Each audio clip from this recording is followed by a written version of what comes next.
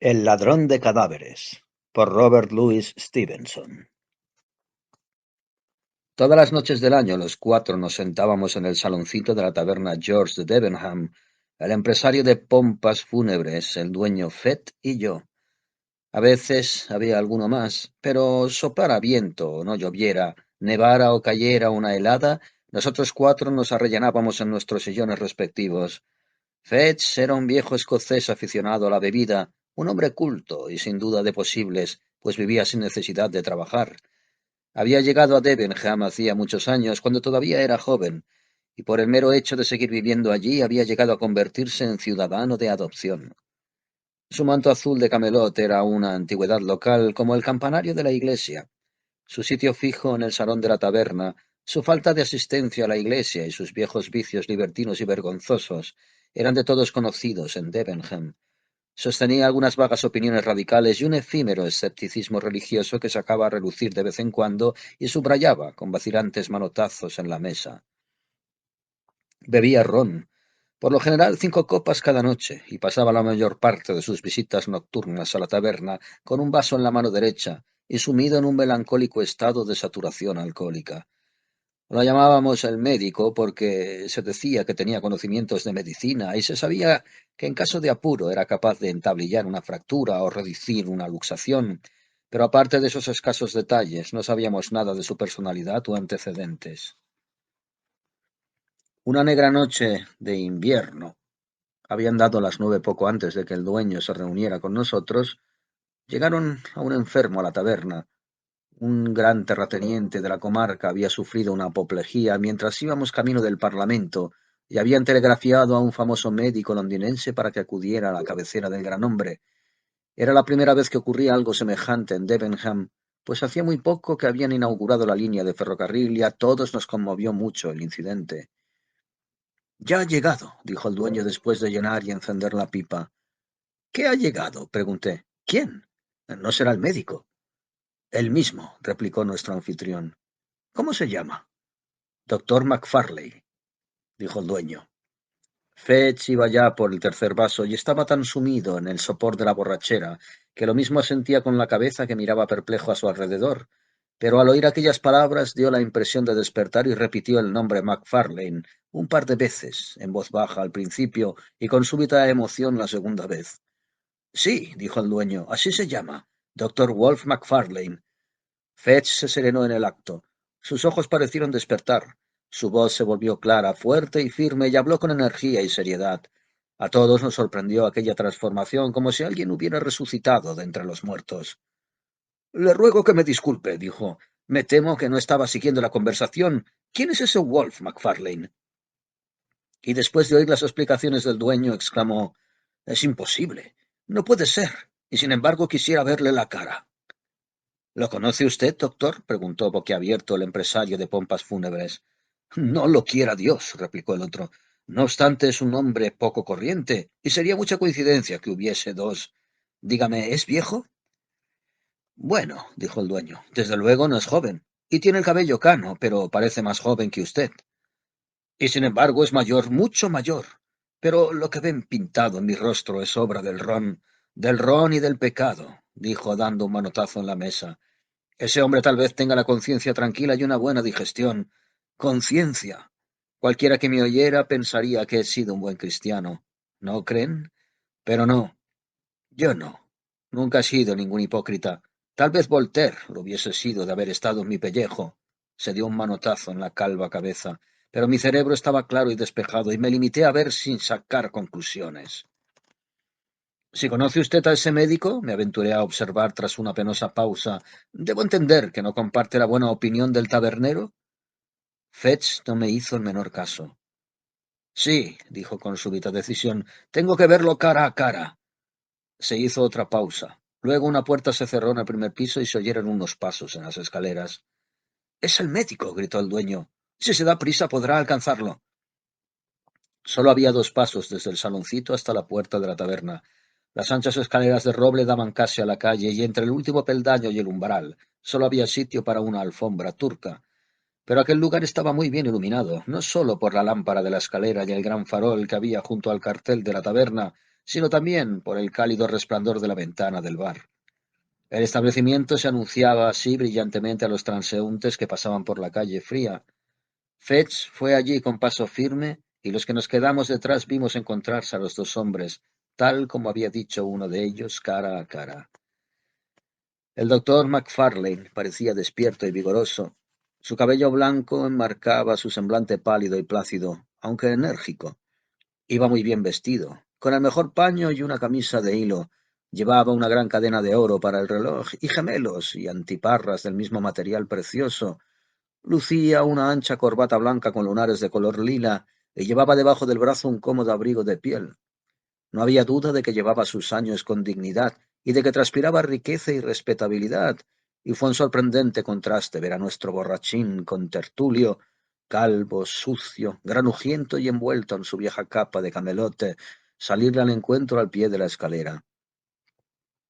«¡MacFarlane!», exclamó en voz alta, más como un heraldo que como un amigo. El famoso médico se detuvo en el cuarto escalón como si le sorprendiera la familiaridad de aquel saludo y ofendiera en cierto modo su dignidad. «Toddy MacFarlane», repitió Fetch. El londinense casi se tambaleó. Se quedó mirando un instante al hombre que tenía delante, luego echó un vistazo asustado a sus espaldas y susurró muy sorprendido: «Fetch, ¿tú?». «Sí», dijo el otro, «yo». «¿Creías que también había muerto?». «No es tan fácil librarse de los conocidos». «Calla, calla», exclamó el médico. «Calla. Este encuentro es de lo más inesperado. Veo que te has ofendido. Admito que casi no te he reconocido, pero me alegra mucho. Me alegra tener esta oportunidad. Hoy solo puedo decirle hola y adiós, pues tengo un coche esperando y no quiero perder el tren, pero veamos. Si eso es, dame tu dirección y tendrás noticias mías. Algo habrá que hacer por ti, Fetch. Me temo que no andas bien de dinero, pero algo habrá que hacer, aunque solo sea por los viejos tiempos, como solíamos cantar en nuestras cenas. «Dinero», gritó Fetch. «¡Tu dinero! El que me diste todavía debe de seguir allí donde lo arrojé en la lluvia». El doctor MacFarlane había hablado con cierta superioridad y confianza, pero la insólita energía de aquel rechazo lo devolvió a su confusión inicial. Una fea y horrible expresión cruzó rápidamente su casi venerable semblante. «Mi querido amigo», dijo, «haz lo que quieras. Nada más lejos de mi intención que ofenderte. No pretendía entrometerme. No obstante, te dejaré mis señas». «No, gracias. No quiero saber cuál es el techo que te cobija», le interrumpió el otro. «Oí tu nombre. Temí que pudieras ser tú. Quise saber si después de todo había un Dios. Ahora ya sé que no. Vete». Se quedó plantado en mitad de la alfombra, entre la puerta y las escaleras, de modo que el gran médico londinense tuviera que hacerse a un lado para escapar. Fue evidente que dudó al pensar en aquella humillación. A pesar de lo pálido que estaba, había un brillo amenazador en sus antiparras, pero mientras esperaba indeciso reparó en que el cochero estaba contemplando de reojo desde la calle aquella escena tan poco frecuente, y al mismo tiempo vio a nuestro pequeño grupo amontonado junto a la barra del bar. La presencia de tantos testigos le decidió a huir de inmediato. Se encogió y se dirigió hacia la puerta rozando los paneles de la pared tan rápido como una serpiente, pero sus tribulaciones no habían terminado del todo, pues Fetch lo agarró del brazo al pasar y le susurró estas palabras con dolorosa claridad. «¿Has vuelto a verle?». El acaudalado y famoso médico londinense soltó un grito agudo y oprimido. Empujó al que le interrogaba, se echó las manos a la cabeza y huyó como un ladrón al que acaban de sorprender. Antes de que pudiésemos hacer ningún movimiento, el coche traqueteaba ya hacia la estación. La escena terminó como un sueño, aunque dejó huellas y pruebas de que había sucedido.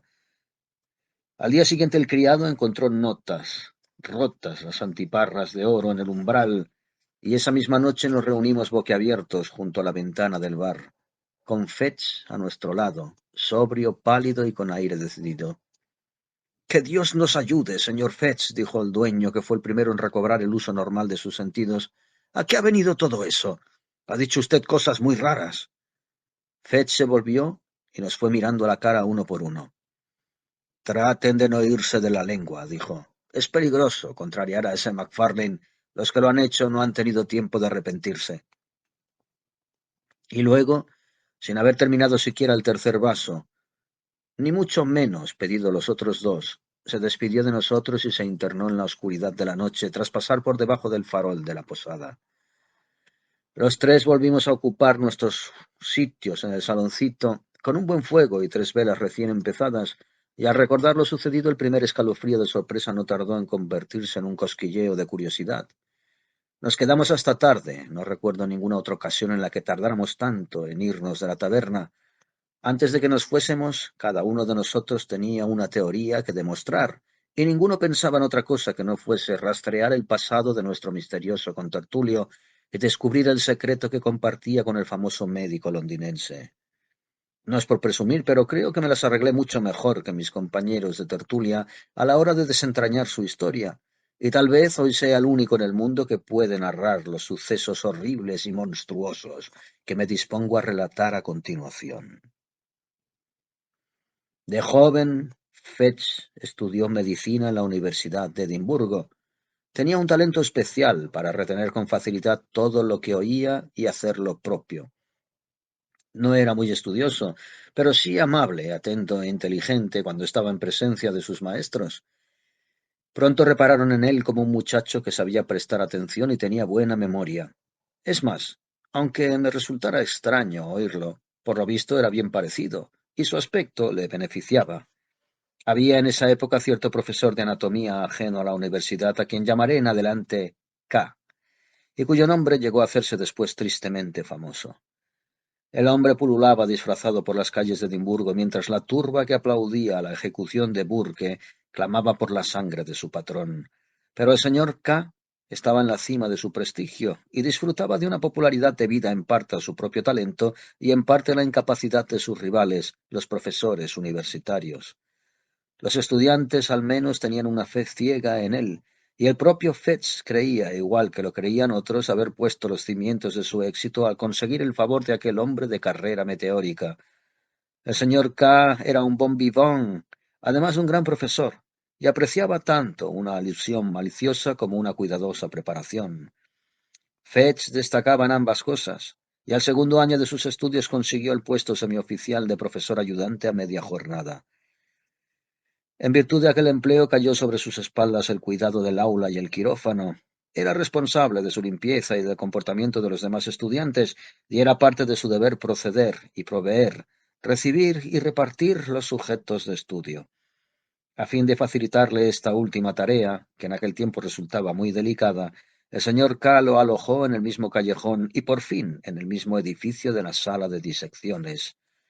Allí, tras una velada de placeres turbulentos, con las manos temblorosas y la vista todavía nublada y confundida, lo despertaban en mitad de las negras noches invernales antes de que amaneciera los sucios y desesperados intermediarios que abastecían la mesa de operaciones. Les abría la puerta a aquellos hombres ahora tan mal vistos en todo el país, les ayudaba a transportar su trágica carga, les pagaba su sórdido precio y cuando se iban se quedaba a solas con aquellos desagradables despojos humanos. Luego iba a robarle otro par de horas al sueño para tratar de reparar los excesos de la noche y refrescarse para los trabajos del día. Pocos habrían podido ser más insensibles a las impresiones de una vida pasada entre aquellos símbolos de la mortalidad. Su imaginación era inmune a cualquier consideración de tipo general, era incapaz de interesarse por el destino y la fortuna de los demás, y un esclavo de sus propios deseos y ambiciones mezquinas. Frío y egoísta, y superficial hasta extremos insospechados, tenía ese mínimo de prudencia, mal llamado moralidad, que aleja a la gente de las borracheras inconvenientes y los crímenes punibles. Ambicionaba además gozar de la consideración de sus maestros y condiscípulos, y no se arriesgaba a dejarse perjudicar por las apariencias, de modo que se consagró destacar en los estudios y día tras día le ofreció a su patrón, el señor K, un servicio impecable. Compensaba el trabajo diario con noches de juerga ruidosa y desvergonzada, y cuando lograba el equilibrio, el órgano que llamaba su conciencia se declaraba satisfecho. La obtención de sujetos de estudio era una causa continua de dificultades para él y su patrón. En una clase tan concurrida y atareada, la materia prima de las disecciones se agotaba constantemente y las transacciones que se hacían necesarias no solo eran desagradables en sí mismas, sino que pedían, sí, acarrear peligrosamente consecuencias para todos los implicados en ellas. El señor K. tenía por costumbre no hacer preguntas en sus tratos comerciales. Ellos traen los cadáveres y nosotros les pagamos su precio, decía recalcando la aliteración, quid pro quo. Y les pedía con cierto cinismo a sus ayudantes, no hagan preguntas por el bien de vuestras conciencias. Se suponía que los cadáveres no se obtenían por medio del asesinato. Si alguien le hubiese expuesto esa posibilidad con palabras, el señor K. se habría horrorizado. Pero la ligereza con que hablaba de un asunto tan serio era ya una ofensa a las buenas costumbres y una tentación para los hombres con quienes trataba. Fetch, por ejemplo, había reparado a menudo en los recientes que eran los cadáveres. Le había sorprendido más de una vez el aspecto odioso y patibulario de los rufianes que iban a verlo al amanecer, y tras sacar sus propias conclusiones le atribuía tal vez un sentido demasiado inmoral y categórico a los consejos de su patrón.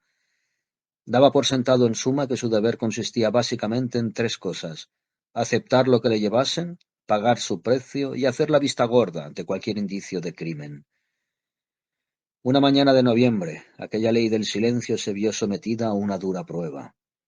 Había pasado toda la noche despierto con un terrible dolor de muelas, dando vueltas por la habitación como un animal enjaulado, o tumbándose desesperado en la cama, y se había sumido por fin en ese sueño profundo y tenso que tan a menudo sigue a una noche de sufrimiento, cuando lo despertó la airada repetición, por tercera o cuarta vez, de la señal convenida. La luna brillaba, hacía un frío terrible, ventoso y helado. La ciudad no había despertado todavía, pero un temblor indefinible preludiaba ya el ruido y la agitación del día. Los profanadores de tumbas habían llegado más tarde de lo acostumbrado, y parecían tener más prisa por marcharse que las otras veces.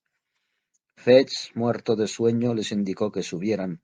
Oyó sus gruñonas voces irlandesas como en sueños, y mientras sacaban del saco su triste mercancía, se quedó aturdido con el hombro apoyado contra la pared, y tuvo que espabilarse para encontrar el dinero de aquellos hombres.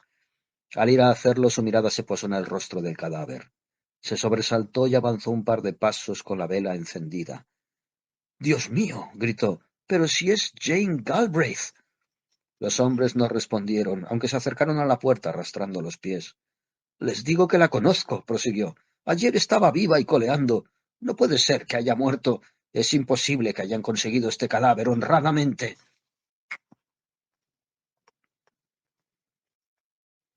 —Sin duda se equivoca usted por completo —dijo uno de los hombres. Pero el otro miró a Fetch con aire siniestro a los ojos y exigió que les pagara enseguida. Era imposible malinterpretar aquella amenaza o exagerar el peligro. Al joven le faltó valor. Balbució una excusa, contó el dinero y acompañó a la puerta a sus odiosos visitantes. En cuanto se marcharon, corrió a confirmar sus sospechas. Identificó a la chica con quien había bromeado la noche anterior por medio de una docena de marcas inconfundibles. Vio con horror señales sobre su cuerpo que podían indicar una muerte violenta. Lo dominó el pánico y corrió a refugiarse en su habitación. Allí reflexionó largamente sobre lo que había descubierto. Recordó las instrucciones del señor K.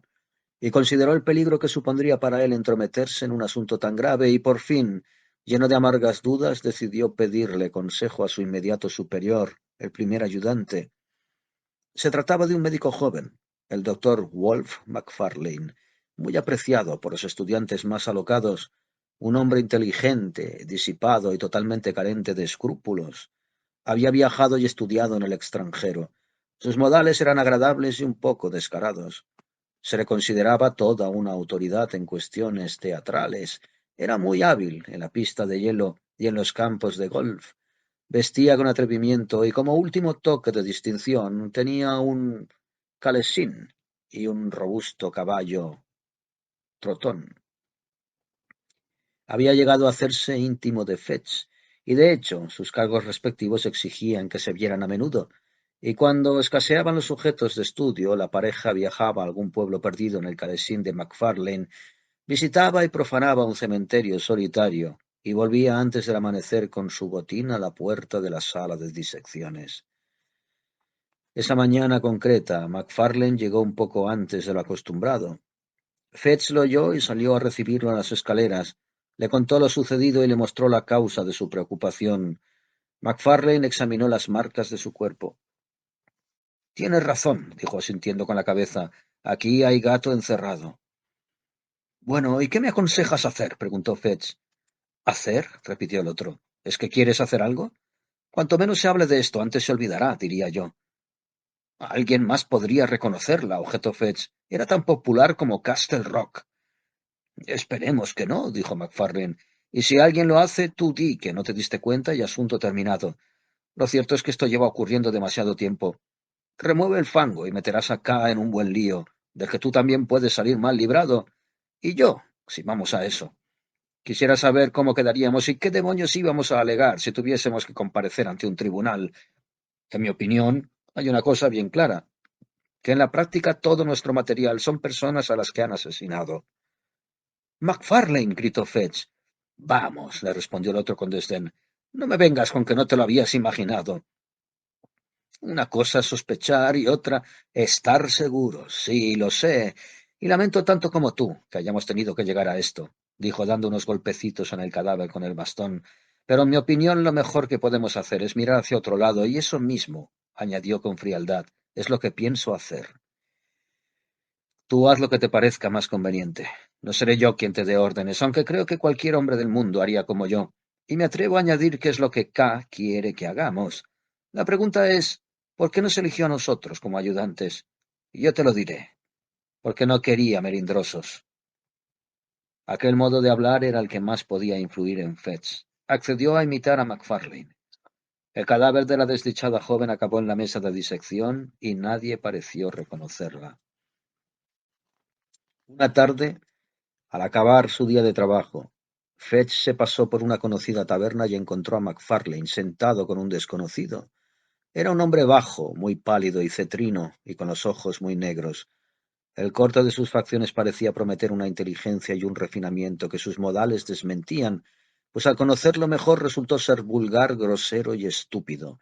Y sin embargo, tenía una notable influencia sobre McFarlane. Le daba órdenes como si fuese un gran rajá. Se irritaba si le llevaba la contraria o tardaba en obedecerle, y hacía comentarios ofensivos sobre su servilismo. Aquel hombre tan desagradable pareció tener una inmediata simpatía por Fetch. Le invitó a beber y le honró con extraordinarias confidencias sobre su vida pasada.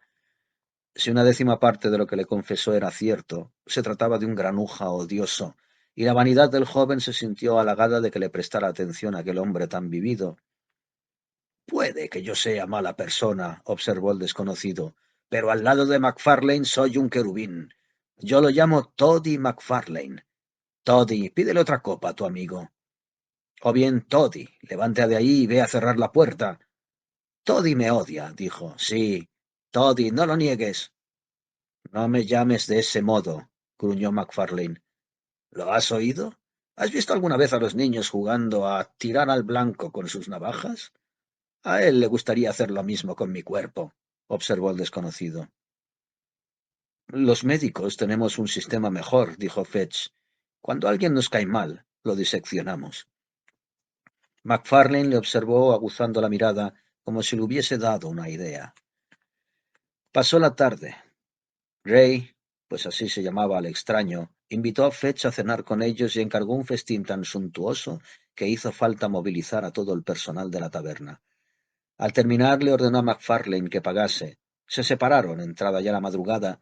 El tal Gray estaba completamente borracho.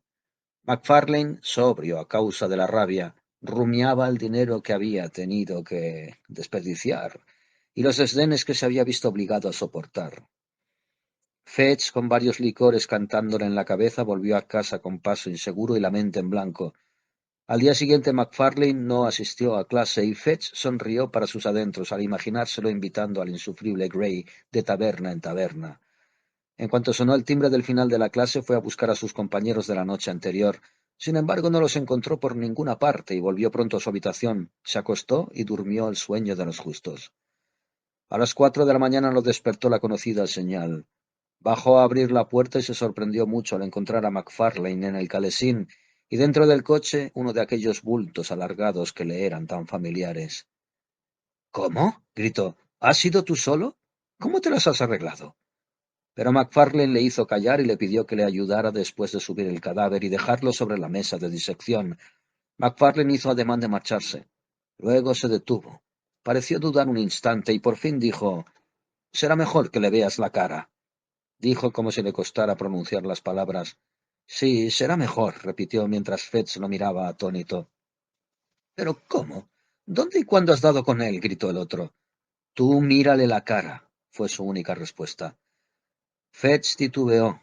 Lo asaltaron unas dudas muy extrañas. Miró al joven médico, luego al cadáver y volvió a mirar al médico. Por fin estremecido hizo lo que le pedía. Casi esperaba toparse con lo que vieron sus ojos, pero aún así se llevó una sorpresa.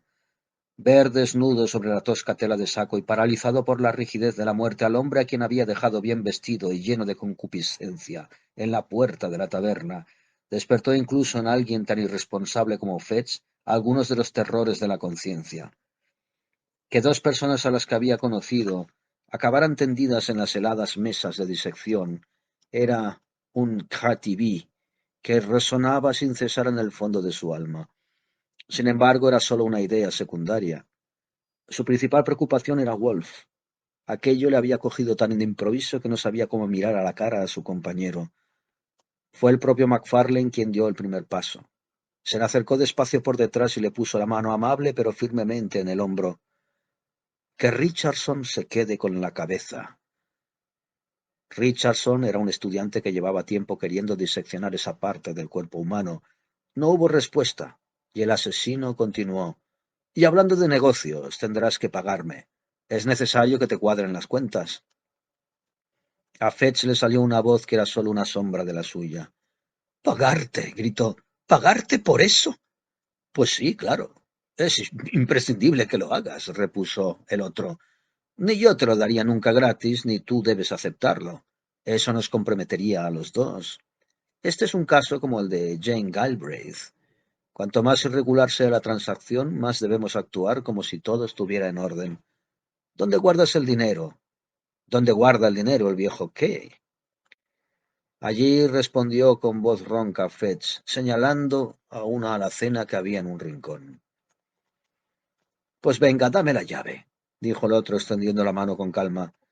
Se produjo un instante de vacilación y la suerte quedó echada. MacFarlane no pudo reprimir un temblor nervioso, el indicio infinitesimal de un enorme alivio al tener la llave entre los dedos. Abrió la alacena, sacó la pluma y el tintero y un cuaderno que había en un cajón y contó una suma adecuada para la ocasión. Ahora escucha, dijo. El pago ya está hecho. Es la primera prueba de tu buena fe, tu primer paso hacia la seguridad. Ahora tienes que confirmarlo con un segundo paso. Anota el pago en el cuaderno y luego podrás enfrentarte al mismo diablo. Los segundos que siguieron fueron una agonía para Fetch, pero al sopesar sus terrores triunfó el más inmediato. Cualquier dificultad futura parecía casi bienvenida si podía evitar una discusión con MacFarlane.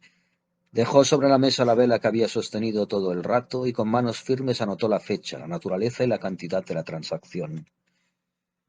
Y ahora, dijo MacFarlane, lo más justo es que te quedes tú el dinero.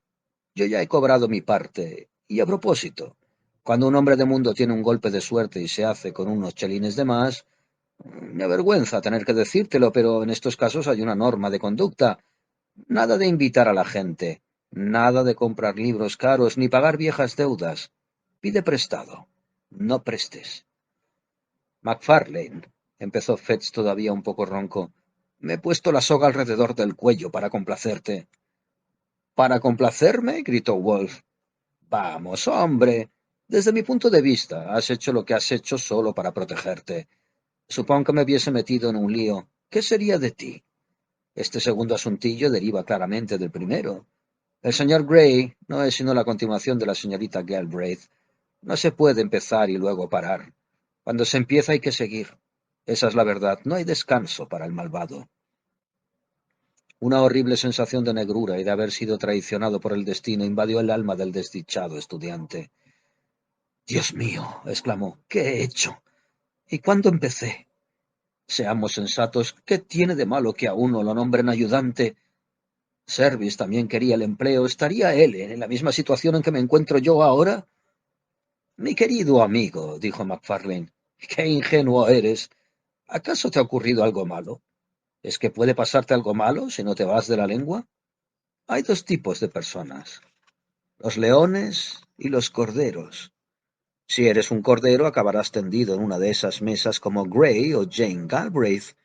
Si eres un león, vivirás y conducirás un carruaje como yo, como K, y como cualquiera que tenga valor e inteligencia. Al principio vacilaste, pero mira acá. Mi querido amigo, eres inteligente y tienes valor. Me caes bien. Y acá también. Naciste para encabezar la partida de caza, y te aseguro que, según mi experiencia de la vida, dentro de 3 días te reirás de tus miedos como un colegial en una pantomima. Y con esas palabras, MacFarlane se despidió y se fue en su calesín por el callejón para recogerse antes de que amaneciera. Fetch se quedó solo con sus remordimientos, vio el triste peligro que corría, comprendió con inexpresable desánimo que su debilidad no tenía límites y que, a fuerza de hacer concesiones, había pasado de ser el árbitro del destino de MacFarlane a un cómplice indefenso y pagado por él. Habría dado cualquier cosa por haber sido un poco más valiente antes, pero no se le pasó por la cabeza serlo ahora. El secreto de Jane Galbraith y la maldita entrada en el libro de registro sellaron sus labios. Pasaron las horas. Llegó la hora de las clases. Los miembros del desdichado Gray se repartieron entre los alumnos sin que nadie notara nada raro. Richardson se alegró mucho de haber conseguido por fin una cabeza, y antes de que sonara el timbre, Fetch temblaba de satisfacción al ver lo mucho que habían avanzado hacia su seguridad. A lo largo de 2 días siguió observando con creciente alegría el terrible proceso de ocultación. Al tercer día apareció MacFarlane. Dijo que había estado enfermo, pero recuperó el tiempo perdido con la energía con que dirigió a los estudiantes. En particular ofreció su ayuda y sus consejos a Richardson, y el estudiante, animado por las alabanzas del profesor, se llenó de admiración y creyó ver una medalla a su alcance. Antes de que terminase la semana, la profecía de MacFarlane se había cumplido. Fetch había sobrevivido a sus temores y había olvidado su bajeza. Empezó a vanagloriarse de su valor y rehizo la historia en su imaginación para poder recordar aquellos sucesos con un orgullo insano. Vio poco a su cómplice. Coincidían, claro está, en las clases. Recibían juntos las órdenes del señor K. En ocasiones charlaban un poco en privado y MacFarlane se mostraba siempre amable y jovial, aunque era evidente que evitaba hacer la menor alusión al secreto que ambos compartían, e incluso cuando Fetch le susurró que había optado por ser un león y renegado para siempre de los corderos, se limitó a sonreír e indicarle que guardara silencio. Por fin una circunstancia volvió a unir íntimamente a la pareja. El señor K. volvió a quedarse sin sujetos de estudio. Los estudiantes estaban impacientes y parte de las pretensiones de su profesor era contar siempre con suministros. Al mismo tiempo llegaron noticias de que se había producido un entierro en el rústico cementerio de Glencorse. El tiempo ha cambiado muy poco aquel lugar. Se encontraba entonces igual que ahora en un cruce de caminos, lejos de cualquier sitio habitado y enterrado a varias brazas de profundidad, entre el follaje de 6 grandes cedros. Los balidos de las ovejas en las montañas vecinas, los riachuelos que corrían a ambos lados, uno cantando ruidosamente entre los guijarros y el otro filtrándose inadvertido de charca en charca, el sonido del viento entre los viejos castaños silvestres y una vez cada 7 días el tañido de la campana y las viejas melodías del chantre eran los únicos sonidos que perturbaban el silencio que reinaba en torno a aquella iglesia rural. El resurreccionista, por emplear la jerga de la época, no se detenía por el respeto a la santidad piadosa. Despreciar y profanar los pergaminos y las trompetas de las viejas tumbas, los senderos hollados por los pasos afligidos de los feligreses y las ofrendas y las inscripciones de afecto desconsolado, era parte de su negocio. El ladrón de cuerpos, lejos de apartarse por un respeto natural, se sentía atraído por la seguridad de los vecindarios rústicos, donde el amor es más tenaz de lo normal y donde los lazos de sangre y camaradería unen a toda la parroquia. Los cadáveres, que habían sido enterrados con la gozosa esperanza de una resurrección muy distinta, sufrían la apresurada y terrorífica resurrección de la pala y el pico, iluminados por la neblinosa luz de un farol. El ataúd se forzaba, se rasgaban las mortajas y los tristes restos envueltos en una tela de saco, después de traquetear muchas horas por oscuros caminos, Eran expuestos por fin a toda clase de indignidades delante de una clase de jóvenes boquiabiertos. Igual que dos buitres que se abaten sobre un cordero agonizante, Fetch y MacFarlane se dispusieron a balanzarse sobre una tumba en aquel verde y silencioso cementerio. La esposa de un granjero, una mujer que había vivido 60 años y era conocida solo por su excelente mantequilla y su conversación piadosa, iba a ser arrancada de su tumba a medianoche y trasladada muerta y desnuda a esa lejana ciudad que ella había honrado siempre con sus mejores galas. El lugar que debía ocupar con su familia quedaría vacío hasta que sonara el día del juicio. Sus miembros inocentes y casi venerables serían expuestos a la curiosidad infinita del anatomista. A última hora de la tarde, la pareja se puso en camino, bien arropados en sus capas y provistos de una botella gigantesca. Una lluvia fría y recia que les azotaba la cara caía sin pausa. De vez en cuando soplaba una racha de viento, pero aquel manto de agua seguía cayendo sin cesar.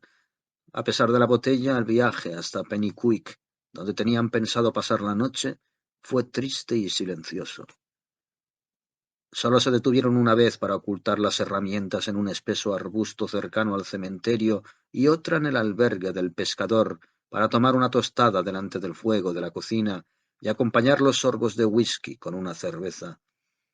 Una vez llegados a su destino, los dos jóvenes médicos mandaron guardar el calesín en la cochera, dar de comer al caballo y se sentaron en un reservado a dar cuentas de la cena y el mejor vino de la casa. Las luces, el fuego, el ruido de la lluvia en la ventana y el tétrico e incongruente trabajo que les esperaba les hicieron disfrutar más de la comida. Con cada vaso fue aumentando su cordialidad. Pronto MacFarlane le dio a su compañero una pila de monedas de oro. Un regalo, dijo. Entre amigos, estos malditos donativos deberían circular como los fósforos para encender la pipa. Fetch se metió el dinero en el bolsillo y aplaudió aquel sentimiento como un eco. Eres un filósofo, gritó. Hasta que te conocí, yo no era nada más que un idiota. Entre tú y K, Satanás mediante, acabaréis haciéndome un hombre. Pues claro que sí, aplaudió MacFarlane. ¿Un hombre? Eso precisamente es lo que había que ser para respaldarme aquella mañana. Hay muchos grandullones, cuarentones y pendencieros que se habrían puesto enfermos al ver aquella condenada cosa, pero tú conservaste la calma. Me di perfecta cuenta. Bueno, ¿y por qué no? Se jactó Fetch. No era asunto mío. Por un lado, no habría ganado más que disgustos y por el otro podía granjearme tu gratitud. ¿Acaso no lo ves? Y se golpeó el bolsillo para hacer que tintinearan las monedas de oro. MacFarlane sintió cierta aprensión al oír aquellas desagradables palabras. Puede que lamentara haber aleccionado también a su joven discípulo, pero no tuvo ocasión de interrumpirle, pues el otro continuó con sus bravatas. Lo importante es no tener miedo. Entre tú y yo, MacFarlane, no quiero que me ahorquen, pero lo cierto es que nací escéptico. Puede que el infierno, Dios, el demonio, el bien, el mal, el pecado, el crimen y todas esas paparruchas asusten a los niños de teta, pero los hombres de mundo como tú y yo despreciamos esas cosas. Brindo en memoria de Grey. Se estaba haciendo tarde. Tal como habían ordenado, les dejaron el calesín en la puerta con los dos faroles encendidos, y los jóvenes pagaron la cuenta y se pusieron en camino. Dijeron que iban a Peebles y condujeron en esa dirección hasta que perdieron de vista las casas del pueblo. Luego apagaron los faroles. Volvieron sobre sus pasos y tomaron un camino secundario en dirección a Glencorse. No se oían más que sus pasos y el ruido incesante y estridente de la lluvia. Estaba negro como la boca del lobo aquí y allí. Una cerca o un mojón pintados de blanco les guiaban en la noche, pero la mayor parte del trayecto tuvieron que avanzar muy despacio y casi a tientas en la resonante negrura de la noche, camino de su solemne y aislado destino. En los oscuros bosques que hay cerca del cementerio no tuvieron más remedio que volver a conceder uno de los faroles del calesín. Así, entre los árboles chorreantes y rodeados de sombras huidizas y gigantescas, llegaron a la escena de su sacrílega labor. Ambos tenían experiencia en aquellos asuntos y sabían manejar bien la pala, por lo que apenas pasaron 20 minutos antes de que oyesen la recompensa del golpe sordo contra el cierre del ataúd. En ese momento MacFarlane, que se había herido en la mano con una piedra, la lanzó por encima de su cabeza sin mirar. La tumba en la que estaban metidos, casi hasta los hombros, estaba casi al borde de la explanada donde se encontraba el cementerio. Habían apoyado el farol del calesín contra un árbol justo en la pendiente que descendía hacia el torrente para que les iluminara mientras trabajaban. La casualidad quiso que la piedra acertara en el blanco. Se oyó el ruido de un cristal al romperse. Luego se hizo la oscuridad y oyeron el ruido sordo y metálico del farol, que caía por la pendiente y se golpeaba de vez en cuando con los árboles. Una piedra o dos, que lo acompañaron en su caída, resonaron tras él hacia las profundidades del valle. A continuación el silencio como la noche lo inundó todo, y por mucho que aguzaron el oído, no oyeron nada más que la lluvia, que tan pronto era arrastrada por el viento como caía firmemente a lo largo de kilómetros y kilómetros de campo abierto. Estaban tan cerca del final de su abominable tarea que juzgaron más conveniente terminarla a oscuras. Sacaron el ataúd y lo abrieron. Metieron el cadáver en el saco empapado y lo trasladaron entre los dos hasta el calesín. Uno subió para sujetarlo y el otro, tomando al caballo por el bocado, se abrió paso a tientas a lo largo de la tapia del cementerio, hasta llegar al camino que llevaba al albergue del pescador. Allí había un resplandor vago y difuso, que les pareció tan luminoso como la luz del día. Pusieron al caballo a buen paso y empezaron a traquetear alegremente en dirección a la ciudad. Los dos se habían calado hasta los huesos durante la operación, y ahora, mientras el calesín saltaba entre las profundas roderas, el objeto que sostenían entre los dos caía primero sobre uno y luego sobre el otro. A cada repetición de aquel horrible contacto ambos se apresuraban a rechazarlo instintivamente, y el proceso, aunque fuese de lo más natural, empezó a sacar de quicio a los dos compañeros. MacFarlane hizo un chiste de muy mal gusto acerca de la mujer del granjero, pero sonó sin gracia en sus labios, y los dos guardaron silencio. Su extraña carga siguió golpeando a uno y otro lado, y o bien la cabeza se apoyaba confiadamente en sus hombros, o el saco empapado aleteaba helado contra sus caras. Un gélido escalofrío empezó a adueñarse del alma de Fetz. Miró el bulto y le pareció más grande que al principio. Por todo el campo y desde cualquier distancia, los perros de las granjas acompañaban su paso con sus trágicos aullidos, y poco a poco se fue convenciendo de que debía de haber ocurrido algún extraño milagro, y el cadáver había sufrido algún cambio indescriptible, y que lo que hacía aullar a los perros era el miedo que les inspiraba su sacrílega carga. «Por el amor de Dios», dijo con gran esfuerzo, «por el amor de Dios, encendamos una luz». Por lo visto, MacFarlane también se había dejado impresionar, pues aunque no respondió, detuvo el caballo, le pasó las riendas a su compañero, se apeó y encendió el farol que les quedaba. Todavía no habían llegado al cruce de Auchencliny. La lluvia seguía cayendo como si fuese el diluvio universal, y no fue fácil encender fuego en un sitio tan húmedo y oscuro. Cuando por fin lograron trasladar a la mecha la temblorosa llama azul, que empezó a expandirse y aclararse y derramó un amplio círculo de nebulosa claridad en torno al calesín, los dos jóvenes pudieron verse y contemplar el objeto que llevaban consigo. La lluvia había moldeado la tosca tela de saco con el perfil del cuerpo que iba dentro. La cabeza se distinguía claramente del tronco. Los hombros estaban claramente modelados, algo entre humano y espectral. Les obligó a fijar la mirada en su espantoso compañero de viaje. MacFarlane se quedó quieto un momento sujetando la lámpara. Un terror indescriptible envolvió como una sábana mojada el cuerpo y la blanca piel del rostro de Fetch. Un temor sin el menor sentido. Un horror de lo que no podía ser siguió creciendo en su imaginación. Un segundo más y habría hablado, pero su compañero se lo impidió. «Eso no es una mujer», dijo MacFarlane en voz baja. «Lo era cuando lo metimos en el saco», susurró Fetch. «Sujeta el farol», dijo el otro. «Quiero verle la cara». Y mientras Fetch sujetaba el farol, su compañero desató las cuerdas del saco y descubrió la cabeza. La luz iluminó con toda claridad las curtidas y agradables facciones y las mejillas bien afeitadas de un rostro demasiado familiar para los dos jóvenes, que lo habían visto a menudo en sueños. Un terrible alarido resonó en la noche. Cada cual corrió por su lado hacia la carretera. El farol cayó, se rompió y se apagó, y el caballo, asustado por tan insólita agitación, se encabritó y salió al galope hacia Edimburgo, llevando consigo como único ocupante del calesín el cuerpo del difunto y diseccionado Gray.